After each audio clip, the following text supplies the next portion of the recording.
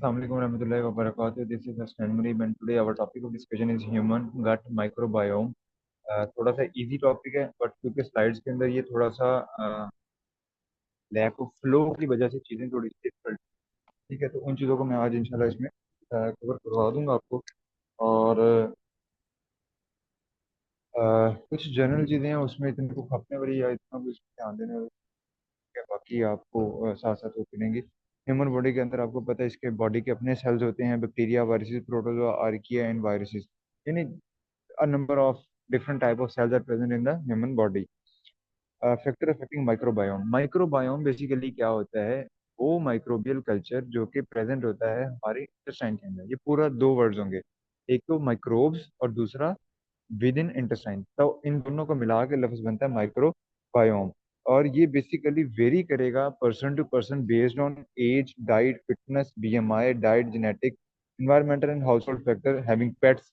अगर आप आपके जो मतलब a number of factors decide करेंगे कि एक पर्सन का गट माइक्रोबायोम जो है वो किस तरह का है। ठीक है, अब इसके अंदर अगर if I just let you know an example. Example ये कि पेट्स, लोगों के पास जिनके पास जो है वो जानवर जिनके घरों में होते हैं, लाइक तोते, बिल्ली, कुत्ते, जो भी चीजें हैं, डॉग्स एंड कैट्स वगैरह। अदर देन दैट भी जितने भी अगर कोई पेट्स हैं, तो जो पेट्स के साथ रिलेटेड माइक्रोब्स हैं डेफिनेटली जो उन स्पेसिफिकली उनके साथ अटैच्ड हैं वो भी प्रेजेंट होंगे ऑन दैट फूड। घर के इन्वायरमेंट में मौजूद होंगे, थ्रू एयर, थ्रू फूड, वो आपके इंटेस्टाइन के अंदर जो है वो जो है जा सकते हैं और वहाँ पे आपके गट माइक्रोबायोम को अफेक्ट कर सकते हैं डिफरेंटली ना। कॉमन से कंसेप्ट गट माइक्रोबायोम का आप लोगों को ऑलरेडी इसका अंदाजा है कि जो हमारे इंटेस्टाइन होती है इसके अंदर good beneficial bacteria and harmful bacteria दोनों प्रेजेंट होते हैं। ठीक है, बेनिफिशियल बैक्टीरिया अपना जो भी हमारे रिलेटेड फंक्शंस होते हैं वो परफॉर्म करते हैं, जबकि जो हमारे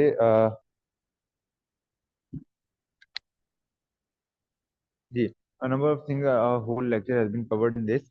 आप इसको कंपेयर कर लीजिएगा, इंशाल्लाह मैं आपसे स्लाइड भी शेयर कर दूंगा, ये भी शेयर कर दूंगा, you can just simply compare that out.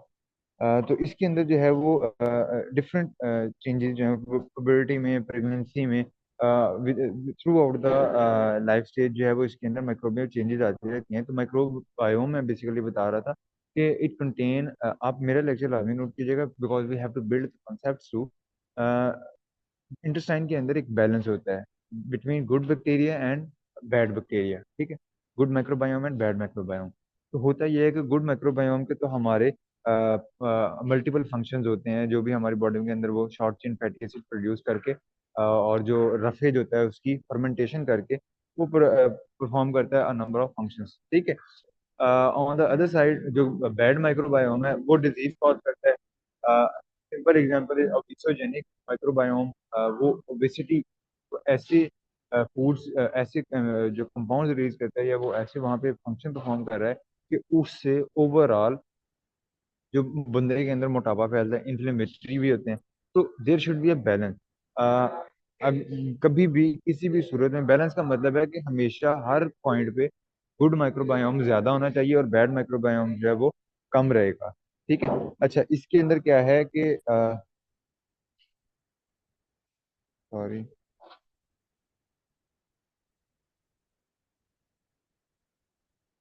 Click ही नहीं हो रहा है, बंद होगा। ओके, तो the changes that occur in term of kind of microbe present, जो ऊपर वाले फैक्टर से किन किन वजह से जो है वो चेंजेस आ सकती हैं इन द गट माइक्रोबायोम। अब उसकी जो है वो डिफरेंट किस तरह की आती हैं। पहली है काइंड ऑफ माइक्रोब प्रेजेंट, किस तरह का माइक्रोब प्रेजेंट है। ठीक है, beneficial, bad one, number of each type of microbe, और उनकी टाइप भी होती है। माइक्रोब का मतलब है कि स्टेफाइलोकोकस, ई कोलाई और एच पाइलोरी, दे आर और डिफरेंट टाइप ऑफ बैक्टीरिया। उनमें से कौन कौन सा प्रेजेंट है, कौन कौन सा प्रेजेंट है, ये भी वेरी करता है from person to person based on different characteristics. जो प्रेजेंट है उनमें कौन सा ज्यादा है, कौन सा कम है, ये भी वेरी करता है। Relative amount of each microbe के रिलेटिव अमाउंट होती है कि अगर एक 10, एक बैक्टीरिया जो है वो 10 मिलियन प्रेजेंट है, या फर्ज कर लें 10,000 प्रेजेंट है, तो दूसरा 100 1000 प्रेजेंट है, तो ये रिलेटिव अमाउंट है, ठीक है। रिलेटिव अमाउंट को यहाँ से भी आप कॉन्सेप्ट ले सकते हो। रिलेटिव अमाउंट का ज्यादा अच्छा कॉन्सेप्ट आपको कहाँ समझ आएगा, गुड और बैड माइक्रोबायोम के कॉन्सेप्ट में। रिलेटिव अमाउंट बैड और गुड की आपस में कितनी रेशो है जो वो शेयर कर रहे हैं। अगर बैड की रेशो ज्यादा हो जाएगी तो बीमारियां फैलेंगी, और अगर गुड की रेशो जो है वो माइक्रोबायोम की ज्यादा हो जाएगी तो definitely it will lead to healthy behaviour, health, healthy body. Fetus versus human, fetus और ह्यूमन के अंदर जो है वो फीटस बॉडी इज स्टेराइल। ये एक जो एक फीटस होता है जो कि अभी मदर की बॉडी के अंदर है, उसकी बॉडी या उसकी इंटेस्टाइनल वॉल के अंदर there is no single bacteria, कुछ भी नहीं होता उसके अंदर, ठीक है।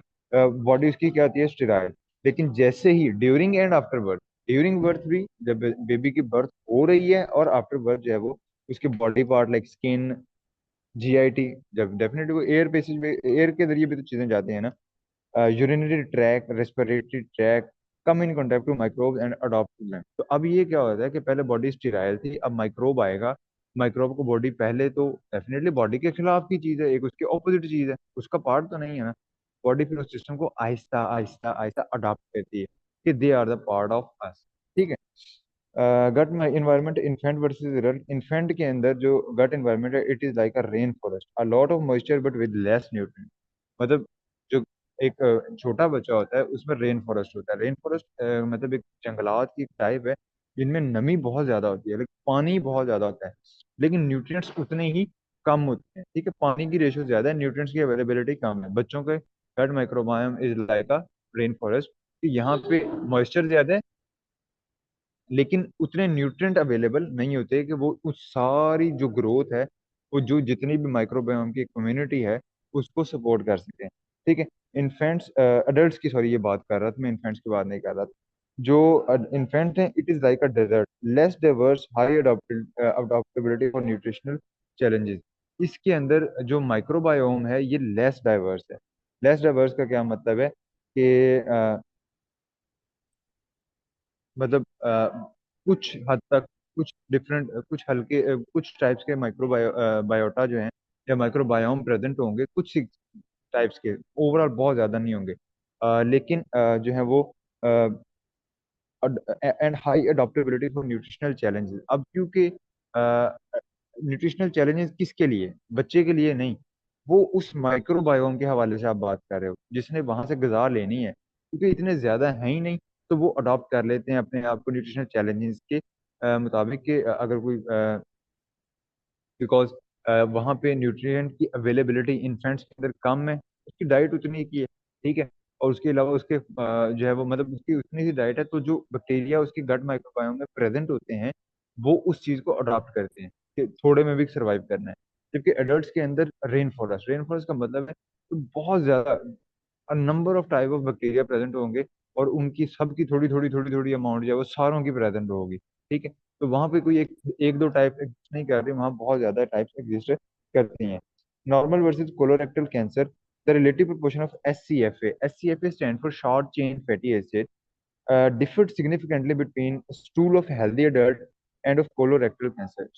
शॉर्ट चेन फैटी एसिड आपको पता है, जब आप फूड खाते हैं तो फूड में फाइबर होता है, फाइबर कैन बी सेलुलोज, ठीक है। तो फाइबर जो है वो ह्यूमन बॉडी उसको डाइजेस्ट नहीं कर सकती, ठीक है। तो वो बाकी सारे न्यूट्रिएंट्स जो है वो डाइजेस्ट होके वो बॉडी में एब्जॉर्ब होते जाते हैं, अल्हम्दुलिल्लाह। रेदन, बट द फाइबर उसके ऊपर हमारा कोई एंजाइम वगैरह, क्योंकि हमारे पास our body lacks that specific enzyme, तो उसके लिए फिर जो सेलुलेज है वो हमारी बॉडी में भी नहीं होता, तो वो रफेज जो है वो चली जाती है आगे लार्ज इंटेस्टाइन में। अब ये जितना भी गट माइक्रोबायोम है, that whole colonies are present in the large last part, that is large intestine। अब लार्ज इंटेस्टाइन के अंदर ये क्या करते हैं कि जैसे वो फाइबर वहां पे आता है, अब उसकी डाइजेशन नहीं होनी, जो फाइबर होता है उसकी फर्मेंटेशन होनी, ठीक है। The bacteria help in fermentation not digestion. अब फर्मेंटेशन से जो है उस फाइबर प्रोडक्ट को, या जो रफेज है या जिसको हम उस पे वो मतलब एक्ट करेगा और उसको कन्वर्ट कर देगा शॉर्ट चेन फैटी एसिड पे। शॉर्ट चेन फैटी एसिड ये रिलीज करते, ये बैक्टीरिया रिलीज करते हैं। वो शॉर्ट चेन फैटी एसिड, उनमें ब्यूटायरेट है और भी दो थे acetate, acetic acetate, propionic acid and different anti propionate, acetate, propionate, butyrate, ये तीन चार जो है वो डिफरेंट मतलब थोड़े से हाईलाइटेड वन है शॉर्ट चेन फैटी एसिड। आगे जितने भी जो बेनिफिशियल वर्क्स हैं, जो बेनिफिट्स प्रोवाइड हो रहे हैं फाइबर से, उसके अलावा ये गुड माइक्रोबायोम से, ये सारे के सारे जो हैं वो आगे फिर ये शॉर्ट चेन फैटी एसिड के फंक्शंस होते हैं।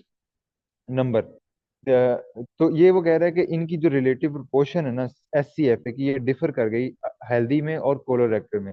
Butyric acid was high in healthy individual while all other HCF was higher in colorectal cancer patient. Colorectal cancer patient के अंदर बाकी जो हैं वो प्रेजेंट थे ज्यादा, और जो हेल्दी वाला था उसमें ब्यूटायरेट ज्यादा था। तो इससे आप एक कंपैरिजन कर सकते हो कि ब्यूटायरेट जो शॉर्ट चेन फैटी एसिड है, it is much more beneficial.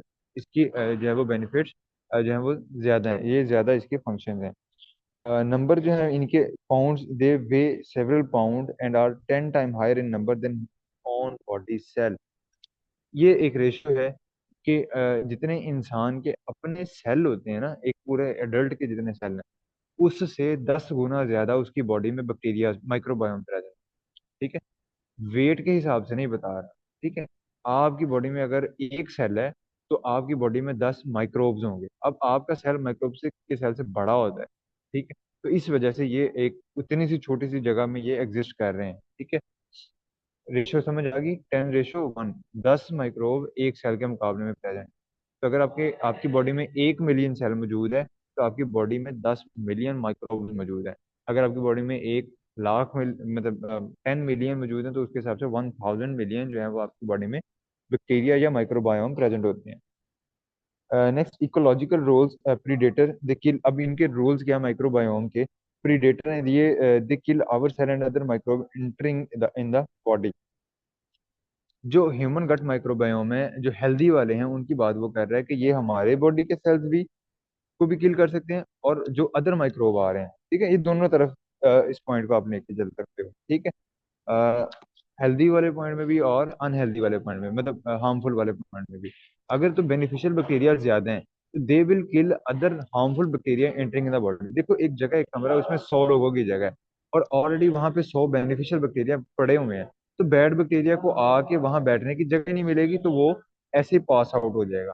ठीक है, लेकिन अगर 100 की जगह और सिर्फ 10 बैठे हुए हैं हेल्दी, तो बाकी 90 की जगह कौन आ जाएगा? बैड बैक्टीरिया आ जाएगा। ठीक है, तो इस तरह ये क्या करते हैं कि अगर good good bacteria they have occupied the space, आपकी डाइट अच्छी है, आपका लाइफस्टाइल अच्छा है, तो उन्होंने वो जगह को ऑक्यूपाई कर लिया है, तो वो जो बैड बैक्टीरिया आ रहा है उसको किल आउट कर देंगे। ठीक है, और उसको खत्म कर देंगे। इसी तरह अगर बैड की ज्यादा है तो ये बैड वाले हमारे बॉडी के सेल्स को भी तबाह कर देंगे। ठीक है, prey similarly other microbe can also eat them. अब इनको भी खाया जा सकता है, अगर ये रेशियो नंबर में कम है तो ये भी खाए जा सकते हैं। प्रोड्यूसर, ये विटामिन और chemicals useful for us, like अभी मैंने आपको बताया शॉर्ट चेन फैटी एसिड, उसके अलावा विटामिन के ये जो है ये प्रोड्यूस करते हैं। Decomposer, break down food and waste to give off useful product. और इसके अलावा जो फूड है हमारा, जो फाइबर है जो कि ज़ाया हो चुका होता है, मतलब हमारी बॉडी उसको एक्सेप्ट नहीं करती, उसको ये फर्दर प्रोसेस करके, फर्मेंट करके, जो भी इसकी जो है ना वो हमें मतलब यूजफुल कंपाउंड जो है वो रिलीज करते हैं। Microbial community interaction, the lumen has less oxygen but high hydrogen sulfide due to sulfate producing bacteria। हमारे जो ल्यूमन का मतलब है जो इंटेस्टाइन के इनर वॉल है, जो इनर स्पेस है, खाली जगह, वहाँ पे जो बैक्टीरिया जो है वो सल्फेट प्रोड्यूसिंग बैक्टीरिया होते हैं, तो वहाँ पे ज्यादा जो और उसके अलावा क्योंकि हाइड्रोजन आयंस फूड में भी होते हैं, वहाँ रिलीज भी होते हैं, वो हो रहे होते हैं, तो वो हाइड्रोजन सल्फाइड प्रेजेंट होता है वहाँ पे। ऑक्सीजन की लेस अवेलेबिलिटी होती है, जबकि ब्लड वेसल्स के अंदर जो इंटेस्टाइन को सराउंड कर रही हैं उनमें हाइड्रोजन सल्फाइड उतना ही कम है और ऑक्सीजन उतनी ही ज्यादा है।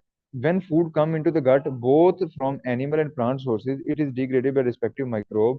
Based on diet, microbe alter the gene expression of both of the host and the other microbe present there.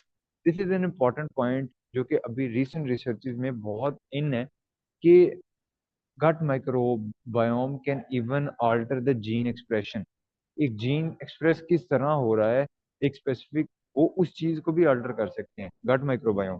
ठीक है, based on the diet and all the things that you are doing. अब in short, अगर वो simple एक point है कि आप आपकी हेल्दी डाइट है तो ये आपकी बॉडी को मैंने आप शुरू में भी एक लफ्ज बोला, ओबिसोजेनिक, ठीक है। हेल्दी डाइट है तो डेफिनेटली कि आपकी बॉडी को इस तरह से जो है वो करेंगे कि बॉडी के अंदर बॉडी का वेट मेंटेन रहे, जीन एक्सप्रेशन के लेवल पे। इसी तरह अगर आपकी बैड डाइट है, हार्मफुल बैक्टीरिया है, तो they will release, they will, वो उन जीन्स को स्टिमुलेट कर देंगे जो ओबिसोजेनिक हैं, जिनकी प्रॉपर्टी है मोटा करना, तो वो से आप मोटे भी हो जाएंगे, ठीक है। तो ये जो गट माइक्रोबायोम है, ये जीनेटिक एक्सप्रेशन को ऑल्टर करता है, और इस वजह से इस पर बहुत ज्यादा रिसर्चेज जो है वो हो रही हैं कि डिफरेंट बीमारियां, डिफरेंट कंडीशंस, बॉडी कंडीशंस को किस तरह गट माइक्रोबायोम को मॉड्यूलेट करके जो है वो अचीव किया जा सकता है, मतलब उन्हें सॉरी रिजॉल्व किया जा सकता है, ठीक है। आपको पता है जीन एक्सप्रेशन का एंड प्रोडक्ट होता है प्रोटीन। प्रोटीन इंजाइम्स हैं, प्रोटीन हार्मोन्स हैं, प्रोटीन कोई स्पेसिफिक टाइप ऑफ सेल है, प्रोटीन बहुत सारी सिक्रेशंस हैं। प्रोटीन हमारी बॉडी के अंदर इतने सारे फंक्शन, जो भी कंपाउंड फंक्शन कर रहा है वो कहीं ना कहीं प्रोटीन है, और प्रोटीन बनता है जीन एक्सप्रेशन से। और जीन एक्सप्रेशन को सम हाउ उसमें, मतलब टोटली नहीं, बट सम हाउ माइक्रोबायोम भी कंट्रोल कर रहा है। तो माइक्रोबायोम का ये जो कंट्रोल है, ये जो पॉइंट है, ये उसको इम्पोर्टेंट करता है to include it in further research, ठीक है।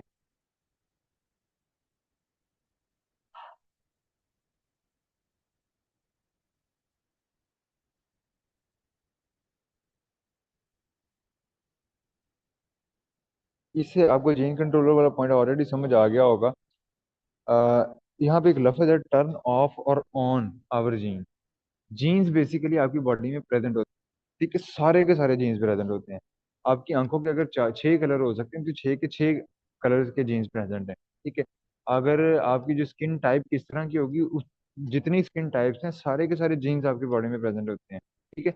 दुनिया के तमाम इंसानों की जेनेटिक मेकअप एक जैसा है, लेकिन उनमें से कुछ ऑन होते हैं, कुछ ऑफ होते हैं। जो ऑन होते हैं वो आपके अंदर, मतलब वो अकॉर्डिंग कुदरत के मुताबिक वो ऑन हो, जो जो ऑन होगा वो प्रॉपर्टी आपके अंदर पाई जाएगी, और जो जो उनसे जीन ऑफ हो जाएगा वो प्रॉपर्टी आप में एग्जिस्ट नहीं करती। तो ये gut microbiome even can control that gene expression on and off, उसको जो करना है, तो उसको भी ये गट माइक्रोबायोम जो है वो क्लिक कर सकता है।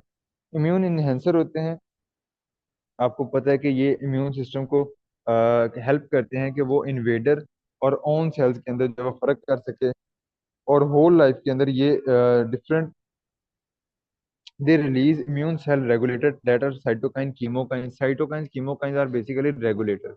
रेगुलेटर का मतलब होता है कि कंट्रोल करते हैं कि इम्यून रिस्पॉन्स कितना स्ट्रांग होना चाहिए, कब कहाँ पे रिलीज होना है इम्यून रिस्पॉन्स ने। तो उस चीज को ये कहता है कि वहाँ पे जो है गट माइक्रोबायोम उसको इन्हेंस कर सकते हैं। फंक्शनैलिटी, आगे डाइवर्सिटी चेक है। इसके अंदर आप देखते हो कि एक लिस्ट होती है जिसके अंदर देखते हो कि जितने माइक्रोब एक इंटेस्टाइन में प्रेजेंट होने चाहिए, all they present in that. And functionality check है कि जितने माइक्रोबियल एंजाइम्स वहाँ पे प्रेजेंट होने चाहिए, तो उन्हें भी लिस्ट किया होता है, उनमें देखना कि ये एंजाइम रिलीज हो रहे हैं उस एक स्पेसिफिक इंटेस्टाइनल पोर्शन में या नहीं। तो जो जब आप नंबर ऑफ जो टाइप्स ऑफ बैक्टीरिया चेक करोगे तो आपको डाइवर्सिटी चेक मिलेगा, और जब आप number of type of enzymes check करोगे तो you will get a functionality test. Okay, different identifying micro, different तरीके हैं, क्राइटेरिया क्या है कि उन्हें हम डिफरेंट बेसिस पे कर सकते हैं। कॉलोनी करेक्टरिस्टिक्स, कॉलोनी पता है, आपको पता है कि बैक्टीरिया आपस में जुड़ जुड़ के अपने लोथड़े बना के, या जिसको कहते हैं क्लम्प्स बना के रहते हैं। ग्रोथ मीडिया रिक्वायरमेंट, इनकी ग्रोथ मीडिया रिक्वायरमेंट क्या है? कुछ जो है वो लैक्टोज पे ग्रो कर जाएंगे, कुछ को जो है वो फाइबर चाहिए, मतलब डिफरेंट टाइप ऑफ चीजें चाहिए कुछ। अब फाइबर में भी आ गए डिफरेंट टाइप्स होती हैं, cellulose and further many other types मेरे ज़हन में अभी नहीं आ रही। डिफरेंट टाइप्स के फाइबर होते हैं ना, सॉलेबल, इनसॉलेबल, तो हो गए। इसके बाद फर्दर टाइप्स आती हैं जो नेम होते हैं डिफरेंट फाइबर के, ठीक है। तो वो हर एक का डिपेंड करेगा। यूज ऑफ ऑक्सीजन, कितनी ऑक्सीजन चाहिए, और स्टेनिंग मेथड, उन्हें स्टेन किया जाए। तो different type of use of oxygen, मतलब आपको पता है ऑक्सीडेटिव माइक्रोब्स भी होते हैं और फर्मेंटेटिव भी होते हैं। ऑक्सीडेटिव को ऑक्सीजन चाहिए, फर्मेंटेटिव को ऑक्सीजन जहर लगती है, तो उस बेस पे हम डिवाइड कर सकते हैं। ग्रोथ मीडिया रिक्वायरमेंट, किसको कौन सा ग्रोथ मीडिया चाहिए, वो डिसाइड करेगा कि बैक्टीरिया की डिफरेंट टाइप्स हैं। And staining method, you have study gram staining, और उसके अलावा मल्टीपल अदर स्टेनिंग्स के मेथड्स हैं जो कि यूज किए जाते हैं to differentiate between different bacterias, ठीक है। ऑर्बिट स्टेनिंग भी होती है, और उनसे फिर आप फर्दर देखते हो कि वो भी एक क्राइटेरिया है टू डिफरेंशिएट। डायरेक्ट आइडेंटिफिकेशन 1980 के अंदर जो है, ways were developed to analyze and sequence microbial DNA, but still it is impractical to sequence the DNA from whole microbiome of human being. 1980 के अंदर जो है वो माइक्रोबियल डीएनए का सीक्वेंस को एनालाइज करने का तरीका देखा गया था, लेकिन अभी तक ह्यूमन माइक्रोबायोम प्रॉपरली जो है उन्होंने कहा है कि वो पूरा स्टडी नहीं किया गया। एक रैंडम इंफॉर्मेशन इंक्लूड की गई है बीच में। Identify undiscovered microbe. अगर आप एक अनडिस्कवर्ड माइक्रोब ढूंढना चाहते हैं, ठीक है, मतलब आप इंटेस्टाइन स्टडी कर रहे हैं, अब वहाँ पे कोई हजारों किस्म के माइक्रोब्स प्रेजेंट हैं, तो डेफिनेटली सारे के सारे तो स्टडी नहीं किए गए होंगे। तो अगर आप आइडेंटिफाई करना, मतलब आपको एक माइक्रोब मिल गया है, आपको एक माइक्रोब आया, अब आपको पता नहीं लग रहा कि ये कौन सा माइक्रोब है, ठीक है, तो आप उसके लिए क्या करोगे? स्टडी करोगे। Use marker. A marker is a distinguishing feature that can be used to categorize organism. Marker क्या होता है? हर टाइप ऑफ बैक्टीरिया का एक स्पेसिफिक प्रॉपर्टी, हर क्लास ऑफ, हर कैटेगरी ऑफ बैक्टीरिया की या माइक्रोबायोम की एक स्पेसिफिक कैरेक्टरिस्टिक्स होती है कि अगर ये प्रेजेंट है, अगर ये दो खसूसियात प्रेजेंट है, तो ये फलां बैक्टीरिया है, ठीक है, तो वो मार्कर यूज कर लें। Like a marker of mammal is that they have head then they have further characterization. अब जिसने उसने इंसानों के मैमल्स की मिसाल दी है कि जितने मैमल्स होते हैं ना, दूध पिलाने वाले जानवर, उन सब के सर होते हैं, ठीक है, जैसे हम ह्यूमन बींग्स हैं, गाय भैंस हैं, तो ये एक मिसाल, एक पॉइंट दे दिया, ठीक है, तमाम मैमल्स के सर तो लाजमी होंगे, इसी तरह बैक्टीरिया के अंदर भी आप